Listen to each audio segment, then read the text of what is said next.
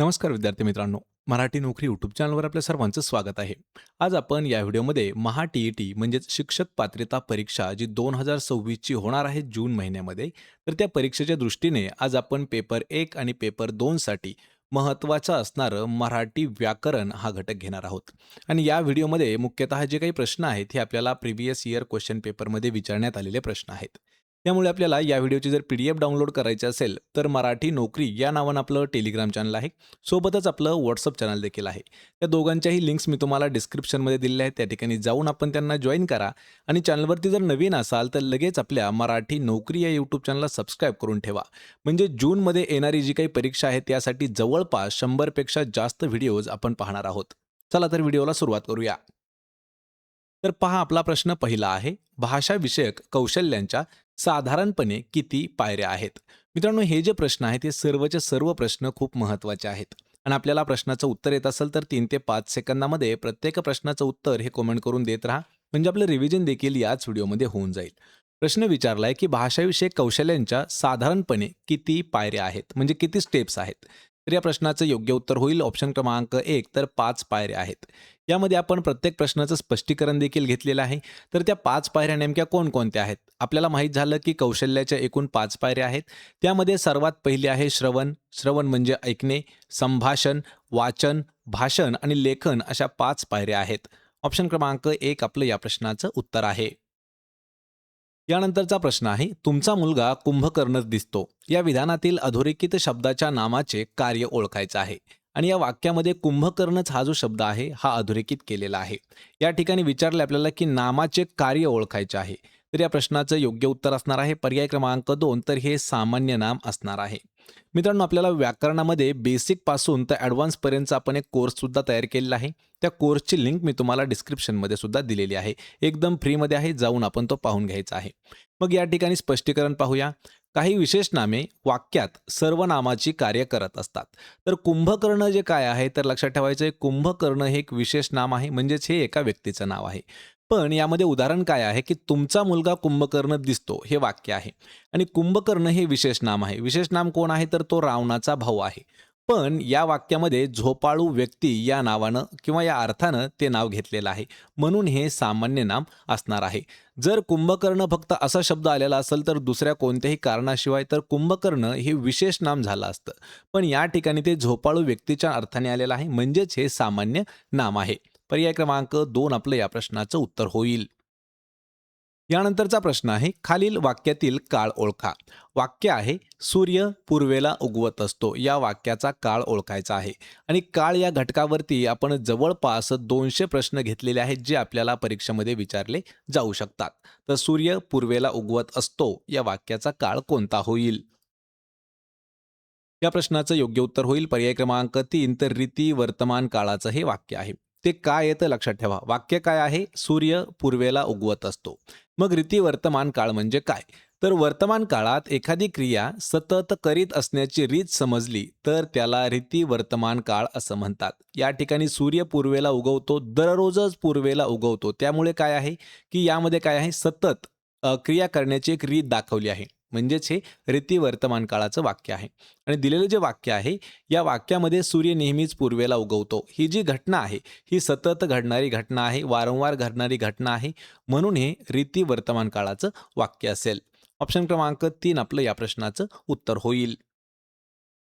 यानंतरचा प्रश्न आहे, परस्परांशी संबंध असलेली वाक्ये एकत्र करून त्याचे एक वाक्य बनवणे या क्रियेला डॅश म्हणतात. आपल्याला मराठी व्याकरणातील महत्त्वाची एक व्याख्या विचारलेली आहे. व्याख्या परत एक वेळा पहा. परस्परांशी संबंध असलेली वाक्य एकत्र करून त्याचं एक वाक्य बनवणं या क्रियेला काय म्हणतात? तर ही जी क्रिया आहे, याला वाक्य संश्लेषण असं म्हणतात. पर्याय क्रमांक 2 आपलं या प्रश्नाचं योग्य उत्तर होणार आहे. मग याविषयी महत्त्वाचा एक पॉईंट्स आहे, ते समजावून घ्या. या ठिकाणी आपण परत एक वेळा वाक्य सांगत आहोत. परस्परांशी संबंध असलेली वाक्ये एकत्रित करून त्याचे एक वाक्य बनवणे या क्रियेला वाक्य संश्लेषण असं म्हणतात आणि वाक्य संश्लेषण यालाच वाक्य संकलन देखील म्हटलं जातं. मग या ठिकाणी अजून आपल्याला कधी-कधी वाक्य संश्लेषणाच्या ऐवजी वाक्य संकलन असं ऑप्शन येऊ शकतं. वाक्य संकलन. तर वाक्य संकलन म्हणजेच काय? तर वाक्य संश्लेषण आहे. यानंतरचा प्रश्न आहे, मुले क्रिकेट खेळू लागली. या वाक्यातील अधोरेखित क्रियापदाचा प्रकार आपल्याला ओळखायचा आहे आणि या वाक्यामध्ये खेळू लागली हे जे शब्द आहेत हे अधोरेखित केलेले आहेत. तर आपल्याला या क्रियापदाचा प्रकार कोणता आहे ते सांगायचं आहे. या प्रश्नाचं योग्य उत्तर होईल ऑप्शन क्रमांक 3, तर हे संयुक्त क्रियापद असणार आहे. यामध्ये आपण प्रत्येक क्रियापदाचे महत्त्वाचे पॉइंट्स आणि त्यांच्या व्याख्या सुद्धा जाणून घेणार आहोत. तर पहा, सर्वात पहिल्यांदा आहे धातू साधित क्रियापद. धातूपासून बनलेल्या, धातूपासून साधलेल्या रूपांना धातू साधिते असं म्हटलं जातं. यानंतर दुसरा क्रमांक आहे उभयविध क्रियापद. तर एकच क्रियापद दोन वेगळ्या वाक्यात सकर्मक व अकर्मक असे दोन्ही पद्धतीने वापरता येते, अशा क्रियापदांना उभयविध क्रियापद असं म्हटलं जातं. यानंतर आहे संयुक्त क्रियापद. धातुसाधित व सहाय्यक क्रियापद यांच्या संयोगाने झालेल्या क्रियापदाला संयुक्त क्रियापद असं म्हटलं जातं. आणि चौथ्या क्रमांकावरती आहे शक्य क्रियापद. तर जे धातू कर्त्याला क्रिया करण्याची शक्यता दाखवतात म्हणून त्यांना शक्य क्रियापद असं म्हटलं जातं. ऑप्शन क्रमांक 3 आपलं या प्रश्नाचं योग्य उत्तर होणार आहे. यानंतरचा प्रश्न आहे, ज्याच्या अंगात गुण थोडे असतात तोच जास्त बढाई मारतो. या अर्थाची योग्य म्हण आपल्याला शोधायची आहे. म्हण हा जो सुद्धा घटक परीक्षेमध्ये खूप महत्त्वाचा आहे. त्यामुळे आपण 200 पेक्षा जास्त TCS आणि IBPS पॅटर्ननुसार विचारलेल्या जेवढ्या काही म्हणी आहेत त्यांचा सुद्धा एक व्हिडिओ बनवलेला आहे. त्याची लिंक मी तुम्हाला डिस्क्रिप्शनमध्ये दिलेली आहे. या ठिकाणी अर्थ काय दिलेला आहे, ज्याच्या अंगात गुण थोडे असतात पण तोच जास्त बढाई मारतो. तर असा अर्थ असणारी म्हण आहे ऑप्शन क्रमांक 1, तर उथळ पाण्याला खळखळाट फार, हे त्याचं आपलं उत्तर होणार आहे. मग या ठिकाणी अजून आपण काही म्हणी आणि त्यांचा अर्थ पाहूया. उथळ पाण्याला खळखळाट फार याचा अर्थ काय होतो, की कमी गुण असलेला व्यक्ती जास्त बडबड करतो. खान तशी माती म्हणजे काय, तर जसे आईबाप असतात तसेच मुले असतात. यानंतर आहे दाम करी काम, पैशाने सर्व कामे होतात, हे त्याचं उत्तर आहे. आणि थेंबे थेंबे तळे साचे म्हणजे काय, तर एखादी थोडी थोडी बचत करत गेल्यास ती पुढे जाऊन मोठी रक्कम बनते किंवा मोठी शिल्लक तयार राहते. म्हणजे छोटे छोटे जर काम केले तर तेच राहून राहून मोठ्या कामामध्ये त्याचं रूपांतर होतं. म्हणजे थेंब थेंब तळे साचे. आणि या ठिकाणी उत्तर काय होईल, पर्याय क्रमांक 1. यानंतरचा प्रश्न आहे, मी रोज सकाळी पहाटे उठतो व 1 तासभर शाळेचा अभ्यास करतो. या वाक्याचा वाक्य प्रकार आपल्याला ओळखायचा आहे. महत्त्वाचा असणारा प्रश्न आहे. आपल्याला या ठिकाणी वाक्य प्रकार विचारलेला आहे आणि या प्रश्नाचं योग्य उत्तर होणार आहे ऑप्शन क्रमांक 1, तर हे संयुक्त वाक्य असणार आहे. महत्त्वाचा प्रश्न आहे, थोडंसं समजावून घ्या. तर वरील वाक्यामध्ये व या समुच्चय बोधक उभयान्वयी अव्ययाने हे वाक्य जोडलेलं आहे म्हणून हे संयुक्त वाक्य ठरणार आहे. समुच्चय बोधक लक्षात ठेवा. व, आणि, अन, आणखी, शिवाय, नी, आणि, तसेच हे जर शब्द आले तर हे समुच्चय बोधक शब्द आहेत आणि हे आपल्याला काय सांगतात, की संयुक्त वाक्य असणार आहे. पहिल्या वाक्यामध्ये दुसऱ्या वाक्याची भर टाकली जाते तेव्हा समुच्चय त्याचा केला जातो, ते संयुक्त वाक्य असतं. मी रोज सकाळी पहाटे उठतो. यानंतर व हे समुच्चय बोधक अव्यय आलेला आहे. व तासभर शाळेचा अभ्यास करतो. म्हणजे पहिल्या वाक्यावरून दुसऱ्या वाक्यावरती भर देण्यात आलेला आहे. पर्याय क्रमांक 1 आपलं या प्रश्नाचं उत्तर होईल. यानंतरचा प्रश्न आहे, वाक्यातील अधोरेखित क्रियापदाचा प्रकार आपल्याला ओळखायचा आहे. वाक्य काय आहे, चेंडू सीमेरेषेबाहेर जाऊन स्थिरावला. तर या वाक्यामध्ये स्थिरावला हा जो शब्द आहे हा आपल्याला अधोरेखित केलेला शब्द आहे. याच्या क्रियापदाचा प्रकार कोणता होईल. तर या प्रश्नाचं योग्य उत्तर होईल ऑप्शन क्रमांक 2, तर हे साधित क्रियापद असणार आहे. साधित क्रियापद म्हणजे काय हे लक्षात ठेवा. शब्दाच्या जातीपासून तयार होणाऱ्या क्रियापदांना साधित क्रियापद असं म्हटलं जातं. चेंडू सीमेरेषेबाहेर जाऊन स्थिरावला, तर स्थिर हे जे आहे हे विशेषण दिलेलं आहे आणि या प्रश्नाचं उत्तर होईल ऑप्शन क्रमांक 2, तर साधित क्रियापद. यानंतरचा प्रश्न आहे, श्याम वर्गात कधीच गैरहजर राहत नाही. अधोरेखित शब्दाचा समास आपल्याला ओळखायचा आहे. या ठिकाणी गैरहजर हा जो शब्द आहे हा अधोरेखित केलेला आहे. तर हा कोणत्या प्रकारचा समास आहे. या प्रश्नाचं योग्य उत्तर होईल ऑप्शन क्रमांक 3, तर हे अव्ययीभाव समासाचं उदाहरण आहे. मग या ठिकाणी आपण स्पष्टीकरणामध्ये अव्ययीभाव समास म्हणजे काय ते पाहूया. जेव्हा समासातील पहिले पद बहुधा अव्यय असून ते महत्वाचे असते व या सामासिक शब्दाचा वापर हा क्रिया विशेषणासारखा केलेला असतो तेव्हा ते अव्ययीभाव समास ठरतो. या ठिकाणी परत एक वेळा व्याख्या पहा. व्याख्या काय आहे, की पहिलं पद हे अव्यय असतं आणि सामासिक शब्दाचा वापर कसा केलेला असतो, तर क्रिया विशेषणासारखा केलेला असतो तेव्हा हे अव्ययीभाव समास असतो. यामध्ये जर आपल्याला उदाहरणं पाहायची झाली तर पहिलं उदाहरण आहे पहा, गैरहजर, बेमालूम आणि बिनशर्त हे जे आहेत हे अव्ययीभाव समासाचे काही उदाहरणं आहेत. ऑप्शन क्रमांक 3 आपलं या प्रश्नाचं उत्तर आहे. यानंतरचा प्रश्न आहे पिच्छा पुरविणे या अर्थी खालीलपैकी कोणता वाक्प्रचार उपयोगात येतो. म्हणजे आपल्याला पिच्छा पुरवणे याचा अर्थ विचारलेला आहे. मित्रांनो, प्रत्येक मराठी पेपरमध्ये आपल्याला वाक्प्रचार, म्हणी, समानार्थी विरुद्धार्थी शब्द हे महत्त्वाचे असतात आणि यांच्यावर विचारलेले प्रश्न हे खूप हातातले उत्तरं देऊन जातात. तर पिच्छा पुरवणे या वाक्प्रचाराचा अर्थ काय होतो, तर याचा अर्थ होईल ऑप्शन क्रमांक 1 तर पाठ पुरवणे. आणि या ठिकाणी अजून काही आपण महत्त्वाचे वाक्प्रचार व त्यांचे अर्थ पाहूया. पिच्छा पुरवणे म्हणजे पाठ पुरवणे, पाठ दाखवणे म्हणजे पळून जाणे, पाठ देणे म्हणजे आश्रय देणे किंवा मदत करणे, पाठ राखणे म्हणजे मदत करणे आणि पाठ देणे म्हणजे एखाद्याला हिंमत देणे. पर्याय क्रमांक 1 आपलं या प्रश्नाचं योग्य उत्तर होईल. यानंतरचा प्रश्न आहे शिपायाकडून चोर पकडण्यात येतो या वाक्यातील प्रयोग आपल्याला ओळखायचा आहे. प्रयोग हा घटक सुद्धा खूप महत्त्वाचा आहे, म्हणून आपण प्रयोगावरती सुद्धा 80 पेक्षा जास्त प्रश्न घेतलेले आहेत.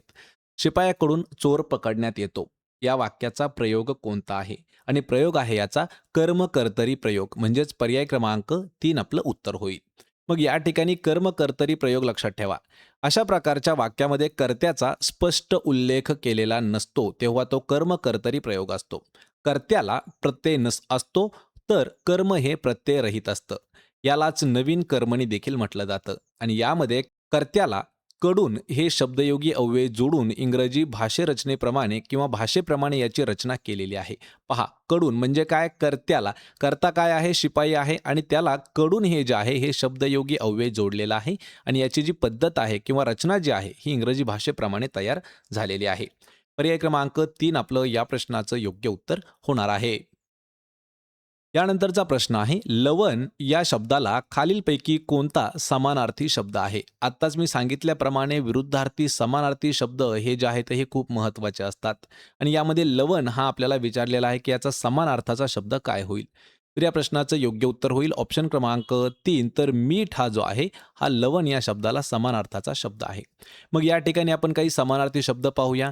सर्वात पहिल्यांदा लवण यासाठी समानार्थी शब्द पहा. मीठ, क्षार, खारट आणि क्षारयुक्त. यानंतर लावण्य हा शब्द आहे यासाठी सौंदर्य, कमनीयता आणि देखणेपणा आणि लावणी या शब्दासाठी पेरणे, लागवड किंवा लावणी करणे. पर्याय क्रमांक 3 आपलं या प्रश्नाचं योग्य उत्तर होईल. यानंतरचा प्रश्न आहे खालील शब्दसमूहासाठी योग्य शब्द सांगायचा आहे. शब्दसमूहावरती सुद्धा आपल्याला प्रश्न विचारण्यात आलेले आहेत. मग या ठिकाणी शब्दसमूह काय आहे. देशासाठी व समाजासाठी ज्याने आपले प्राण वेचले तो यासाठी एक शब्द काय असणार आहे. तर या प्रश्नाचं योग्य उत्तर होईल पर्याय क्रमांक 1 तर त्याला हुतात्मा असं म्हटलं जातं. हुतात्मा म्हणजे काय लक्षात ठेवायचंय. देशासाठी व समाजासाठी ज्याने आपले प्राण निछावर केले तो असतो हुतात्मा. दुसऱ्या क्रमांकावरती आहे पहा महापुरुष. तर महापुरुष म्हणजे काय, पूज्य व्यक्ती किंवा एखादा मोठा पुरुष, श्रेष्ठ व्यक्ती. तिसऱ्या क्रमांकावरती आहे धर्मात्मा. धर्मात्मा म्हणजे काय, तर परोपकारी पुण्यवान मनुष्य किंवा अतिशय सत्वशील मनुष्य त्याला म्हटलं जातं धर्मात्मा. पर्याय क्रमांक 1 आपलं या प्रश्नाचं उत्तर होईल. यानंतरचा प्रश्न आहे खालील विधानातील क्रियाविशेषणाचा प्रकार आपल्याला ओळखायचा आहे. वाक्य काय आहे, तो इतका मोठ्याने बोलला की त्याचा आवाज बसला या क्रियाविशेषणाचा प्रकार कोणता आहे. या प्रश्नाचं योग्य उत्तर होईल ऑप्शन क्रमांक 4 तर हे कारणदर्शक क्रियाविशेषण असणार आहे. यामध्ये पहा काय आहे, तो इतका मोठ्याने बोलला की त्याचा आवाज बसला. हे जे वाक्य आहे या वाक्यामध्ये आवाज बसण्याचं कारण काय आहे तर मोठ्यानं आहे आणि बोलला या क्रियेविषयी मोठ्याने या शब्दाची अधिक माहिती देतं, म्हणून याला कारणदर्शक क्रियापद असं म्हटलं जातं. कारकदर्शन क्रियाविशेषण असं म्हटलं जातं. पर्याय क्रमांक 4 आपलं या प्रश्नाचं उत्तर होईल. यानंतरचा प्रश्न आहे आज तरी करणार ना काम तुम्ही या वाक्यातील क्रियापद आपल्याला सांगायचं आहे.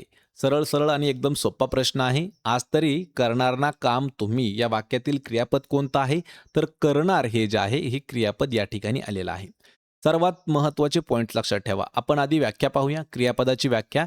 वाक्यातील क्रिया करणारा किंवा क्रिया दाखविणारा क्रियावाचक शब्द तो असतो पहा क्रियापद आणि दिलेल्या वाक्यामध्ये काम करण्याच्या क्रियेसाठी करणार हा क्रियावाचक शब्द आलेला आहे, म्हणून वाक्यातील क्रियापद हे करणार शब्द असणार आहे.